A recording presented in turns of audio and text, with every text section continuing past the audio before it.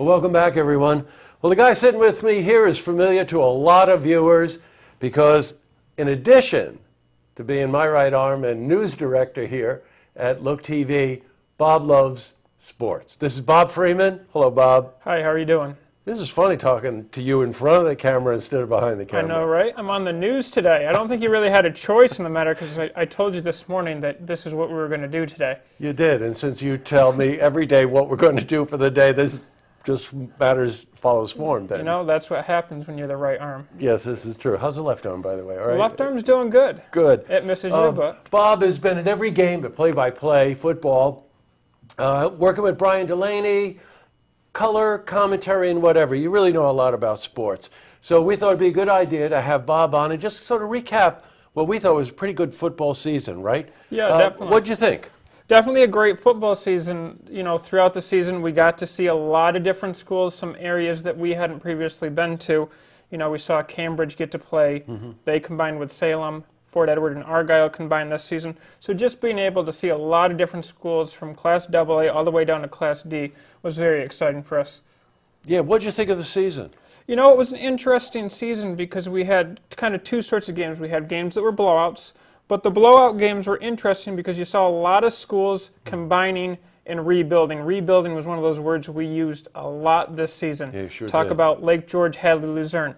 Lake George didn't quite have the numbers to field a team by themselves. They combined with Hadley, Luzerne.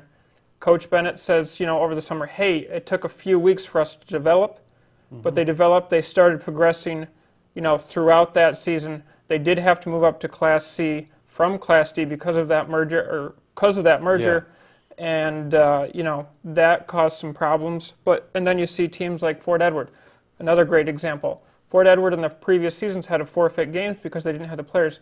This year, regular season, didn't have to do that. So it was nice to see some of these teams that struggled have the members, have the players to be able to complete a whole season. I got you. All right, Bob, you were there every single game. What surprised you? You know, again, some about the regrowth, but a big surprise for me this season was the Glens Falls-Hudson Falls Jug game.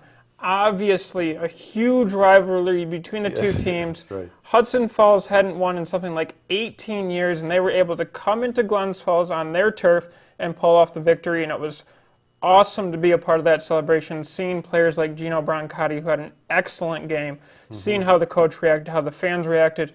They were, you know, very friendly, great sportsmanship, so to see Hudson Falls win that game was a nice thing. You know, you just mentioned a couple of players by name.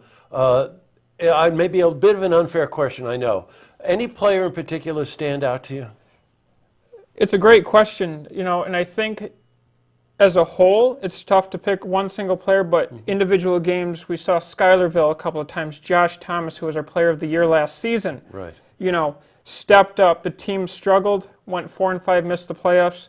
Right now, they're heading to win a semifinal game against Cohoes, and he's a big part of the reason why. Also for Schuylerville, Will Griffin.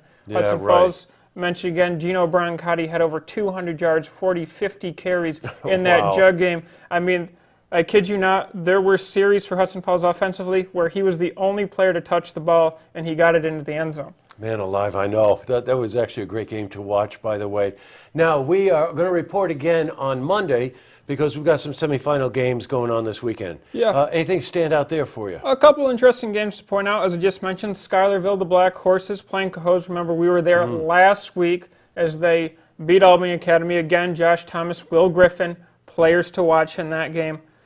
Schuylerville has not played Cohoes yet this regular season, so going to be a new team for Coach Bowen. Class D also, smaller division, so they only have a semifinal and a final, so they get underway this week. You have Rensselaer and Cambridge. Cambridge we saw against Fort Edward, rolled over them. Really great team, you know, a lot of experience. Rensselaer, obviously one of the teams we had reported on against Whitehall there, where they had a little bit of a scuffle. Other Class D game, Canjo, Whitehall. Whitehall loses to Holy Trinity last week. It'll be interesting to see how they rebound and how they deal with the pressure of losing their coach. And then who can forget Queensbury Spartans? Last year's state champions, they're playing Scotia. Should have a great game. A lot of weapons for Queensbury on the ground. I gotcha. Well, I guess that sort of proves that this boy knows what he's talking about. And also, you love it. You know, it really shows, Bob. We've got a heck of a basketball season coming up. 4 boys games, 4 girls games. First time that we've actually concentrated there.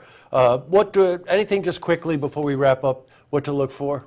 Well, on the girls' side, we have Fort Edward Class D. Remember, we were there last season, played Fort Ann. A great rivalry, should be a great rivalry again this year. And then on the boys' side, as always, Lake George Argyle. We were in Argyle last season. That game went to, I believe, double overtime. Joel Winkowski, a standout player for Lake George, man, for sure. Who's going to UMBC, University of Maryland, Baltimore County, for college. Over 50 points in that game. So it should be another great game this year. Lake George took it, but it was in Argyle, back in Lake George, so the fan base should be a fun time for that one. Well, boy, Bob, thank you very much for taking the time to come in and give us that recap. Our basketball, play-by-play basketball season, 4 boys, 4 girls games, kicks in sort of mid-December, runs right through February, right? Well, thanks for coming in, Bob. Now you can go back to your desk over there. Yeah, I get to go back behind the window, right? And he gets to yell at me also. Thanks. Have a good to see this interview again, head to our website, looktvonline.com.